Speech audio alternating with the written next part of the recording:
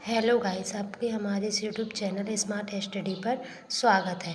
आज हम देखेंगे रस के प्रकार व उसके स्थायी भाव। जो हमारा पिछला वीडियो था, हमने उसमें रस क्या होता है और रस के अंगों के बारे में पढ़ा था। अब हम रस के प्रकार के बारे में पढ़ेंगे। जो रस का पहला प्रकार होता है वो होता है श्रृंगार रस, दूसरा होता है हास्य, तीसरा करुण, फिर वीर, फिर रौद्र, फिर भयानक, फिर विभत्स, फिर अद्भुत, फिर शांत, फिर वात्सल्य। श्रृंगार रस का जो स्थायी भाव होता है वो रति होता है, हास का हास होता है, करुण का शोक, वीर का उत्साह, रौद्र का क्रोध, भयानक का भय, विभत्स का जुगुप्सा, जुगुप्सा अर्थात होता है घृणा, अद्भुत का होता है विस्मय जहाँ आश्चर्य हो, विस्मय मतलब, शांत का होता है निर्वेद, वात्सल्य का होता है वत्सल्य यानी ममता, या बोल सकते हैं कि माँ का पुत्र के प्रति प्रेम। ये रस जो रस के प्रकार होते हैं ना, उन प्रत्येक रस का एक स्थायी भाव होता है। तो 10 रस हैं तो उनके 10 स्थायी भाव हो जाएंगे और इनको याद कर लेना है, क्योंकि जो डेफिनेशन बनेगी वो इन्हीं के स्थायी भावों से बनेगी। ठीक है। अब आता है जो श्रृंगार रस। श्रृंगार रस क्या होता है? जहाँ नायक और नायिका के परस्पर प्रेम का वर्णन श्रृंगार रस के अंतर्गत आता है। जहाँ पर नायक और नायिका के परस्पर प्रेम का वर्णन या मिलने का वर्णन हो, है ना, वहाँ पर श्रृंगार रस कहलाता है। ठीक है। अब श्रृंगार रस जो होता है वो 2 प्रकार के होते हैं, संयोग श्रृंगार रस और वियोग श्रृंगार रस। संयोग श्रृंगार रस क्या होता है? संयोग श्रृंगार रस जहाँ नायक और नायिका की इसके संयोग अर्थात मिलने की बात की जाए तो वहाँ पर संयोग श्रृंगार रस होगा।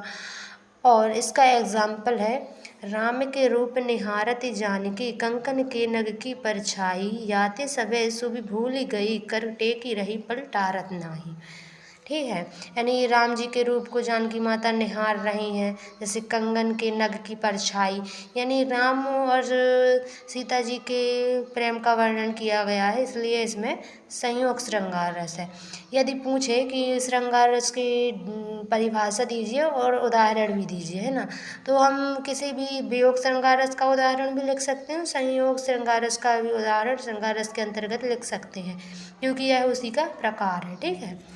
अब आता है वियोग श्रृंगार रस। वियोग श्रृंगार रस क्या होता है? जहाँ पर नायक और नायिका के वियोग अर्थात बिछुड़ने की बात की जाए तो वहाँ पर वियोग श्रृंगार रस होता है। इसका एग्जाम्पल है, हे खग हे मृग हे मधुकर श्रेणी, तुम देखी सीता मृगनयनी। अर्थात जब सीता माता जब राम भगवान वन वन भटक रहे थे, सीता माता को ढूंढ रहे थे, तो उन्होंने कहा था हे खग हे मृग, यानी मृग मतलब होता है, खग मतलब होता है पक्षी, और मृग, और मधुकर श्रेणी यानी भौरा पेड़ पौधे, इनसे पूछ रहे थे क्या तुमने हमारी सीता माता को देखा है ना। तो ये जब वियोग के समय की बात है ना, ये तो इसमें वियोग श्रृंगार रस है। ठीक है। अब आता है हास्य रस। जब सहृदय के हृदय में, अब यहाँ पर देखिए हास्य रस का स्थायी भाव क्या होता है? हास। तो हम उसी से डेफिनेशन बनाएंगे, इसके आगे की सारी डेफिनेशन सेम है, सिर्फ उसमें स्थायी भाव चेंज है ना। जब सहृदय के हृदय में हास नामक स्थायी भाव का विभाव अनुभव और संचारी भाव के साथ संयोग होता है तो वहाँ पर हास्य रस की उत्पत्ति होती है। अब जहाँ पर हमें किसी दृश्य को जैसे सुनकर हंसी आए, ठीक है, तो वहाँ पर हास्य रस होगा। जैसे ये देख कर सुनकर या पढ़कर हंसी आना चाहिए, है ना, हास्य रस में। कहा बंदरिया ने बंदर से, चलो नहाने गंगा, बच्चों को घर में छोड़ो होने दो हुड़दंगा। इसमें हंसी आती है ना ऐसे सुनकर, तो इसमें हास्य रस आएगा। ठीक है। अब आता है अगला करुण रस। सेम डेफिनेशन है, सिर्फ स्थायी भाव चेंज होगा, इसलिए हमें प्रत्येक रस का स्थायी भाव याद कर लेना है। करुण रस, जब सहृदय के हृदय में सुख नामक स्थायी भाव विभाव अनुभव और संचारी भाव के साथ संयोग करता है तो वहाँ पर करुण रस की उत्पत्ति होती है। अब इसका एग्जाम्पल है, देखी सुदामा की दीन दशा, करुणा करके करुणा निधि रोए, पानी पर आते का हाथ छुओ नहीं, नैनन जल सुपग धोए। ये जो मैंने यहाँ पर लिखा है ऐसे फर्स्ट लाइन में लिखना है, ये सेकेंड में और ये वाला थर्ड में और ये वाला फोर्थ में, वो एक साथ लिख गया था, मैंने इसलिए ऐसे कर दिया है। और यदि आपको ये बड़ा लग रहा है तो इसकी आप 2 लाइनें याद कर सकते हैं, ये वाली और ये वाली, ठीक है। अब अगला रस होता है वीर रस। वीर रस क्या होता है?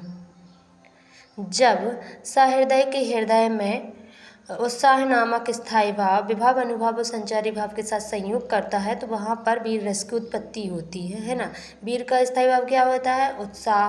तो सारी डेफिनेशन सेम है लेकिन स्थायी भाव बस चेंज है। ये बिल्कुल इजी और आसान तरीका है इसको ये डेफिनेशन याद करने का। इसका एग्जाम्पल है, खूब लड़ी मर्दानी वह तो झांसी वाली रानी थी, है ना। अब रौद्र रस। रौद्र रस क्या होता है? रौद्र रस का स्थायी भाव होता है क्रोध। जब सहृदय के हृदय में क्रोध नामक स्थायी भाव विभाव अनुभाव और संचारी भाव के साथ संयोग करता है तो वहाँ पर रौद्र रस की उत्पत्ति होती है। रौद्र मतलब जहाँ पर क्रोध आए है ना, तो ऐसा दृश्य बताना है अपन को। श्री कृष्ण के सुन वचन अर्जुन क्रोध से जलने लगे, सब शोक अपना भूल कर करतल युगल मलने लगे। संसार देखे अब हमारे शत्रु रण में मृत पड़े, करते हुए ये घोषणा हो गए वे उठकर खड़े। इसमें भी हम ऊपर की 2 लाइन याद कर सकते हैं, ठीक है। अब आता है भयानक रस। भयानक रस क्या होता है? जब सहृदय के हृदय में भय नामक स्थायी भाव विभाव अनुभाव और संचारी भाव के साथ संयोग करता है तो वहाँ पर भयानक रस की उत्पत्ति होती है।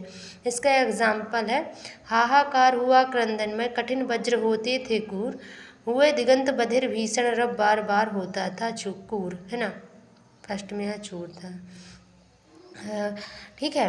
अब इसका हम भयानक रस का है, ठीक है, ये एग्जाम्पल। अब आता है अद्भुत रस।